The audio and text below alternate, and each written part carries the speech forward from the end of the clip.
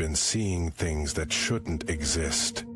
At first I thought it was just my imagination, but now I'm certain. There's another world bleeding into ours, and I'm the only one who can see it. Hey, are you feeling all right? You've been staring at that wall for like 5 minutes. My roommate's voice snapped me back to reality. The strange shimmer I'd been watching on our living room wall vanished the moment I blinked. This had been happening more frequently. Glimpses of something else occupying the same space as our world. Earth to Buddy, seriously, you're starting to freak me out with this zoning out thing. I forced a smile and turned to face him. How could I explain what I was seeing without sounding completely insane? Look, I'm heading out for the night shift. There's leftover pizza in the fridge if you want it. Try to get some sleep, okay? You look like hell. He wasn't wrong. I hadn't slept properly in weeks. Every time I closed my eyes, I could feel that other place pulling at me. The door clicked shut behind him, and I was alone again, with the walls that sometimes weren't walls at all. It started 3 months ago. Just small things at first. Shadows moving in impossible directions. Colors shifting in my peripheral vision. Then came the sounds. Whispers that seemed to emanate from empty corners of rooms. A distant humming that nobody else could hear. But last week, things escalated. I saw a complete tear in reality while walking home from work.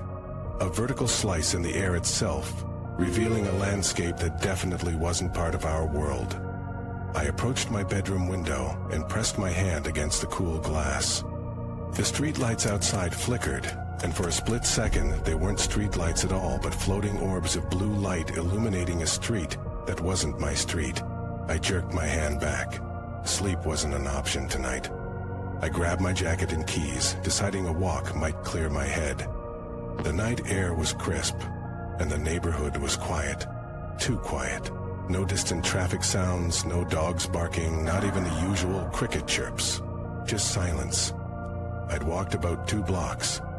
When I noticed it, a house that shouldn't be there, between the Johnson's place and the old Victorian on the corner, stood a narrow building with a strange, angular architecture.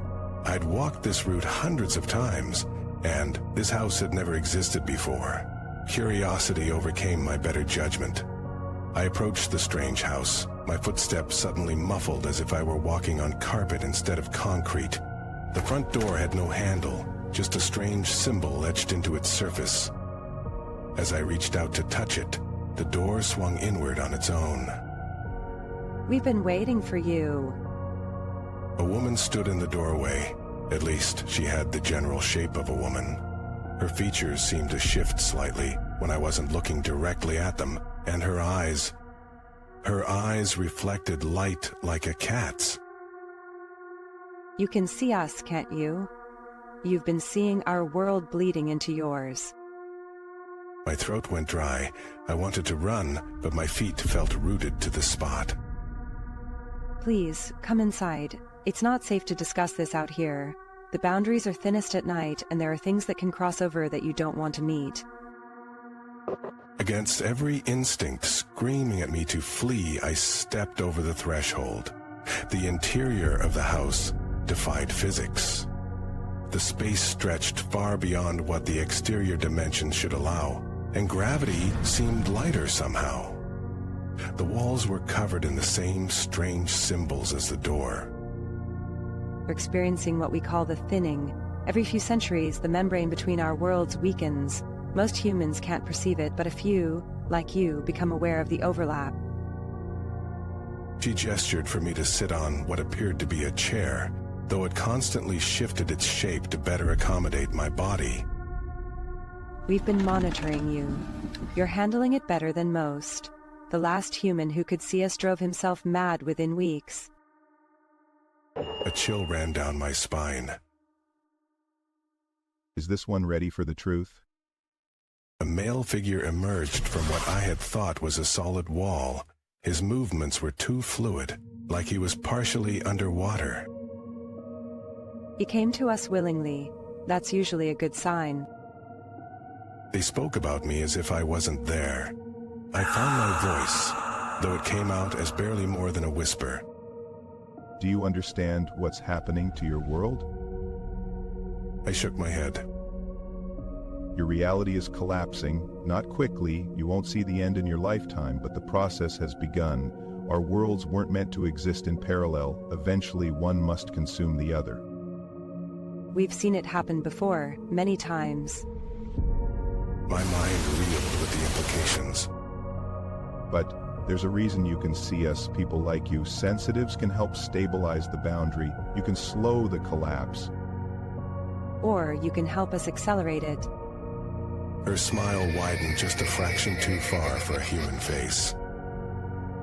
What she means is that you have a choice. Help preserve your world, or help us claim it. Either way, you're valuable. I stood up abruptly, the strange chair melting away behind me. Don't be frightened. We're not monsters. We're just different, and we want to survive, just like your kind. I backed toward what I hoped was still the door. You can't run from this. The visions will only get worse. The boundary will continue to thin around you specifically. You're a focal point now. Take this. It will help you control what you see. She held out her hand. In her palm was a small object that looked like a smooth stone, but its color shifted constantly between deep blue and vibrant purple. Hold it when the visions become too much. It will stabilize your perception. Against my better judgment, I took the stone. It felt warm and seemed to pulse slightly against my skin. We'll be watching. When you're ready to make your choice, just hold the stone and speak our names. I frowned. You already know them. You've heard us whispering to you in your dreams. With that, the room began to blur around me. I felt dizzy, disoriented. When my vision cleared, I was standing on the sidewalk again, staring at the empty lot between the Johnson's house and the Victorian. The strange building was gone, but the stone remained clutched in my hand. I hurried home, my mind racing. Was I losing my grip on reality, or was reality itself coming undone? I burst through my apartment door and locked it behind me, as if that could keep out beings who could walk through walls. My roommate wasn't back yet. I sat on the couch, turning the strange stone over in my hands. It felt real enough. As I examined it, the living room wall began to shimmer again, more intensely than before. I could see through it now, into a landscape of impossible geometry and colors that shouldn't exist. Instinctively, I clutched the stone tighter. The vision stabilized, becoming clearer rather than disappearing. I could now see distinct figures moving in that other world, going about activities I couldn't comprehend. I released the stone in shock and the vision faded. So the stone didn't block the visions, it enhanced them, made them controllable. I wasn't sure if that was a good thing. Over the next few days, I experimented with the stone. I discovered I could now see the boundaries between worlds at will. They were everywhere, thin spots in reality where their world pressed against ours like a finger pushing against a balloon. Some areas had stronger boundaries than others. My apartment, unfortunately, seemed to be a hot spot of activity. My roommate noticed the change in me. You seem better, more focused. Did you finally get some sleep? I nodded, not trusting myself to explain. How could I tell him that while he was watching TV, I could see creatures from another dimension passing through our kitchen? A week after my encounter with the strange house, I was walking home from the grocery store when I saw something that made my blood run cold. A tear in reality, larger than any I'd seen before, had opened in the middle of the park. And something was coming through. Unlike the beings I'd met in the house, this creature didn't attempt to look human. It was massive, with too many limbs moving in contradictory directions. Its body seemed to fold in on itself in ways that hurt my eyes to look at. And it was hunting. I watched in horror as it approached a woman sitting alone on a bench. She was completely oblivious to the monstrosity looming over her. Without thinking, I pulled out the stone and squeezed it hard, focusing my thoughts on closing the tear. To my surprise, the rift began to shrink. The creature noticed and turned its attention, and what I assumed was its face, toward me. I felt a pressure in my mind, like something trying to force its way in. Don't interfere. The voice came from behind me. The woman from the house was there, watching with an expression of cold anger. This is the natural order. Your world is weakening, ours is claiming what will soon be ours anyway. I ignored her, continuing to focus on the tear. The creature was now halfway through, struggling against a closing portal. You don't understand what you're doing. That stone wasn't meant for this. It was meant to help you see, to understand, to make the right choice. With a final push of will, I managed to close the tear completely. The creature was cut off, the portion that had made it through falling to the ground and dissolving into a puddle of iridescent liquid that quickly evaporated. The woman on the bench remained blissfully unaware, scrolling through her phone. You've made an enemy today, not just of me, but of forces you can't comprehend. She vanished, not by walking away, but by simply ceasing to be there. The stone in my hand had grown hot, almost burning my palm. I shoved it into my pocket and hurried home. That night, the whispers were louder than ever. They called me by name, promising terrible consequences for my interference. I tried to block them out, but they seemed to come from inside my own head. I didn't sleep. Instead, I researched everything I could about parallel dimensions, reality tiers, and interdimensional beings. Most of what I found was science fiction or conspiracy theories, but occasionally I'd come across something that resonated with my experiences. Ancient myths about thin places where other worlds could be glimpsed, scientific theories about multiverse bubbles. By morning, I had made a decision. If I could close one tier, maybe I could close others.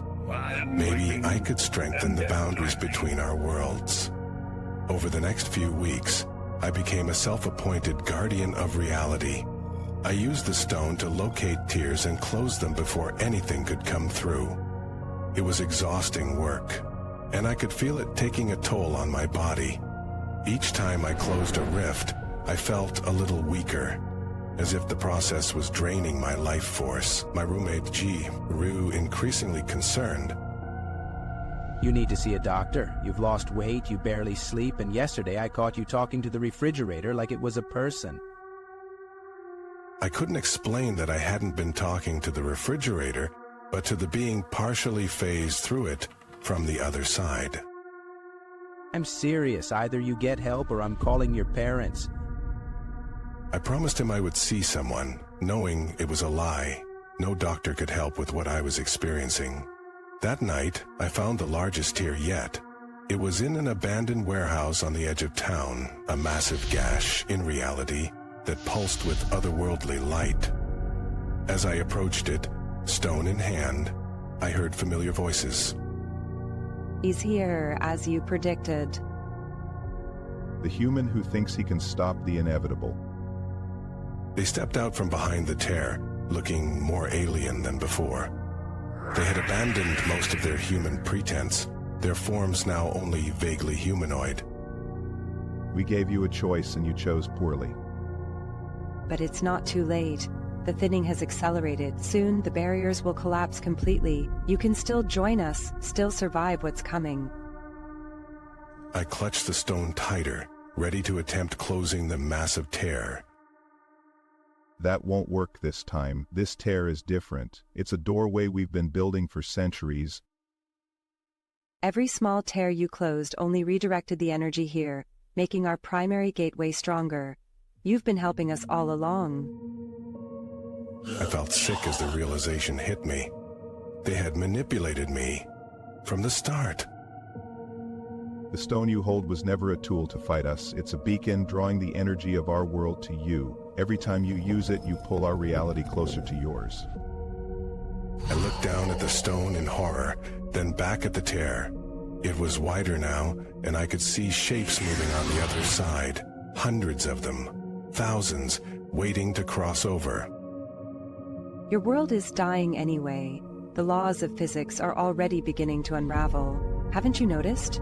Time slips, gravity fluctuations, light behaving strangely. In a few decades, this reality will be uninhabitable for your kind. We're offering you a chance to survive. I knew they were partly right. I had noticed strange phenomena beyond the tiers. Clocks running backward, objects falling upward for brief moments, shadows that moved against their light sources. Join us, become our emissary in this world, help ease the transition for those humans who might be able to adapt. I looked at the stone one last time, then I hurled it directly into the tier. The reaction was immediate and violent. The tier began to pulse erratically, expanding and contracting. The beings looked alarmed for the first time. What have you done? I didn't fully understand it myself, but I had a theory. If the stone was a beacon drawing their world to ours, then sending it back might create a feedback loop, a paradox of sorts. Stop this. You'll destroy both our worlds.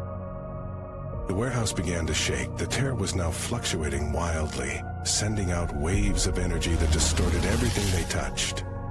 The beings were being pulled back toward the rift. This isn't over. The thinning cannot be stopped. With a sound like reality itself tearing apart, the rift imploded, taking the beings with it. The force knocked me backward, and I hit my head on the concrete floor. When I came to, the warehouse was normal. No tear, no strange light, no interdimensional beings, but I could still feel it. The wrongness in the air, the sense that our world was still vulnerable. I'd been monitoring things since then. The visions haven't stopped completely, but they're less frequent. I still see tears occasionally, but they're smaller, more stable. I've found ways to reinforce the boundaries without using the stone. Meditation techniques, certain geometric patterns drawn at weak points. I don't know if I've stopped the thinning or merely delayed it. Sometimes, in my dreams, I hear them whispering that they're still coming, still finding ways to break through. And sometimes, I catch my roommate staring at me with eyes that reflect light just a little too brightly. So, I keep watch. I guard the boundaries between worlds. And I wonder how long our reality has left before the other world bleeds completely into ours. Because the truth I've come to accept is this: there has always been another world pressing against the thin skin of our existence, and now, think that I've seen it, I can never unsee it again.